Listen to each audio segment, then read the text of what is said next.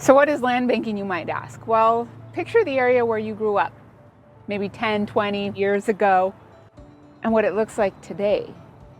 Imagine if you owned the land in that area. So let's talk about dirt. It's dirty, it's ugly, it's boring, but we walk on it every single day, and it is truly the basis of all wealth. So let's say you said to me, well, what's land banking? And I would say to you, where do you live? And you would mention the city. And I would say, great. Go back in time 10, 15, 20 years. Can you think of some area in that city that was vacant land? Say, well, what does it look like now? Oh my God, it's got a Starbucks and it's got a warehouse and a Best Buy and a jewelry store. I said, great. When would you like to have purchased the land? Back 15, 20 years ago or now? I said, well, yeah, 15, 20 years ago.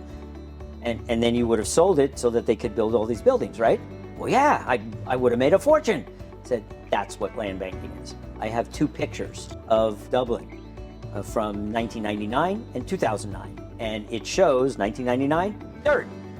2009, all buildings.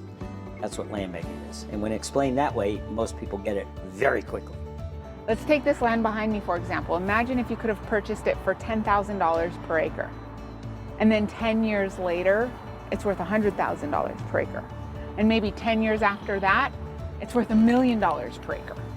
This land actually just sold for $108 million. The most expensive real estate in the United States is right here in this area. Why? Because it's a strong economy and there's no more land left. That's why California real estate is so expensive. I like to create a community for my investors as well as keep them updated. So once a month at my house, I have an investor get-together so they can stay updated about their investment as well as network with other investors. First of all, Marcella has the credentials, the experience, and she has an innate ability to connect with people. Well, I've known her for 7, 8 years, something like that. And on the first investment, she called me up. She said, I have this property. Would you be interested in investing? And I only asked her one question. Would you be investing in this yourself? She said, in a heartbeat. I said, done. Sometimes you do have to trust your intuition and having that leap of faith. So much has changed in the last 30 years just in the Bay Area.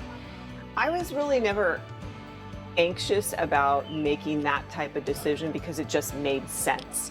And to me, it was a no-brainer. I like being a little bit more diversified. And I also saw this as an opportunity to invest in something that even if I don't take advantage of, my kids probably will. It's about building legacy wealth, we call it. It's about building wealth that is going to last way beyond my lifetime. Everyone says, well, there's so much land here in California. Yeah, there's a lot of land, but there's not a lot of developable land. That is the key. It's not something you have to watch or worry about every day. You put it there and you wait for things to happen. So all a man has to do to become rich in America is find out where people are going, get there first, buy land while it's affordable, and then wait. It's really that simple. It's not just what you can make, it's the low threshold to get involved. It's not like you need $1 million or $500,000 or even $100,000. The minimum investment is $25,000, which is easily accessible to most people. Land is finite. That's why it can get such major returns. Like any finite resource, land becomes more valuable when it's scarce. If you're interested in creating wealth through land, contact me.